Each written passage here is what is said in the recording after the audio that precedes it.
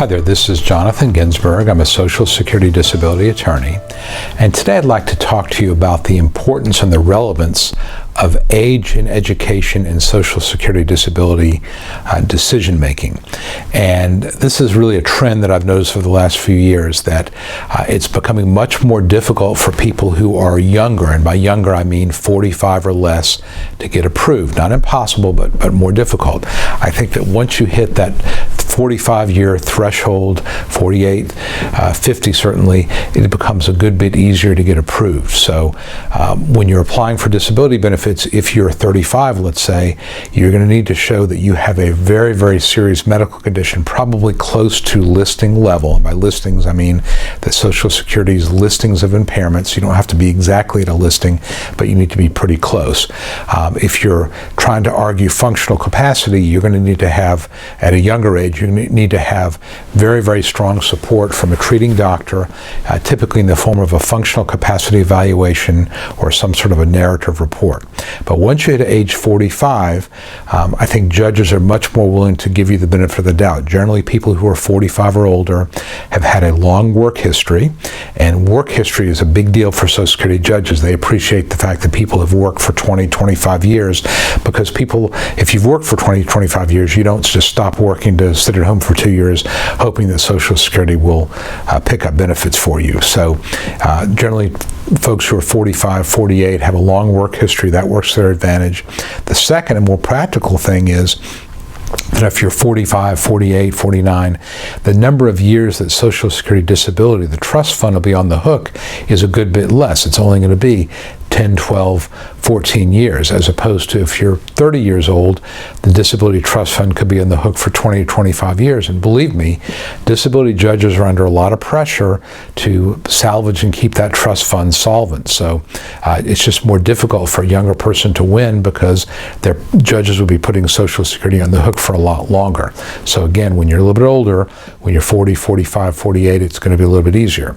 I think another factor is that when you're a little bit older, in your late 40s, it's more difficult to recover quickly from a serious illness or injury. If you have back surgery, for example, it's much more difficult to bounce back. And I think judges recognize that. And again, I think that there's just an inherent credibility when you're a little bit older as opposed to someone in their 20s or 30s.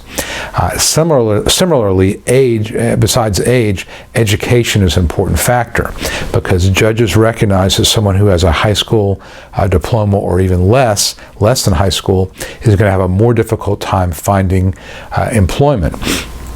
Generally, any type of skilled occupation where you're using complex equipment or computers, you're going to need something more than just a high school education. And a lot of folks who are in their late 40s, early 50s don't have the training, don't have the experience to jump into a job that requires a lot of skills at that age. And of course, there's fewer jobs out there. And even though the availability of jobs is something that's more of a vocational expert type of question, judges, I think, do realize that if you're 52 years old with a bad back, it's going to be a lot more difficult for you to find an entry-level job. They're just going to be more difficult to get hired that way. So I think that education is an important factor. The less education you have, the easier it's going to be to get approved. Of course, with the grid rules, the less education you have, the more grid rules you're going to meet, going to be a little bit easier.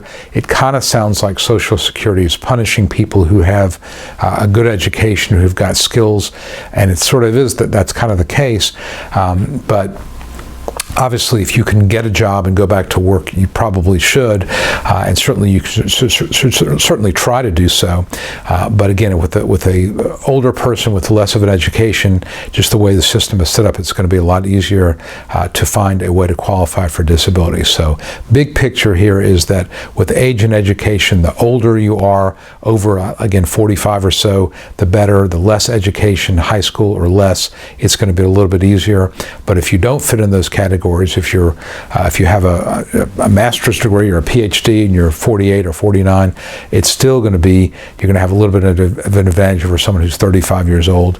And if you are if you have an 8th or 9th grade education and you're 35, that also means there's going to be less jobs out there you could do too. So the point is don't assume anything. Don't prejudge your case. If you think that because of a medical problem or a psychological problem you cannot work and you think that disability might be an option, pick up the phone, call an attorney, talk about it. Let's talk about it. Let's see whether there's something going on there that you may have enough, or I would be able to tell you this is what you would need to be in a position where you could possibly qualify for disability benefits. So hope you found this overview of age and education helpful. Again, this is Jonathan Ginsberg. If you've not done so already, I invite you to subscribe to our YouTube channel. I've got a lot of great videos about the disability process there. Like our Facebook page.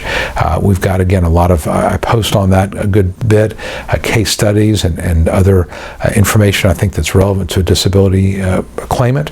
And if I can be of help to you personally, please reach out to me. Happy to hear from you and help you any way I can. So again, this is Jonathan Ginsberg. Thanks a lot. Hi, this is Jonathan Ginsberg, and I hope you found this video helpful.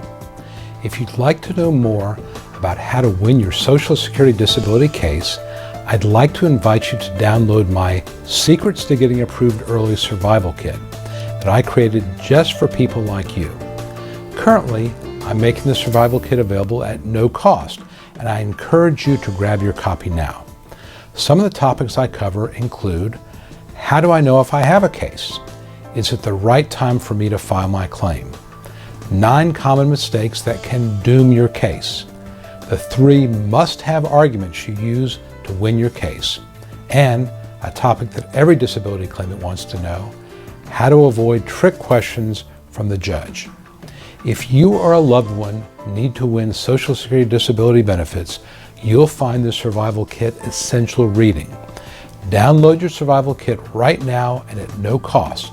Just visit ssdanswers.com/survival and sign up. It's that easy. Please act now. And as always, I wish you the best.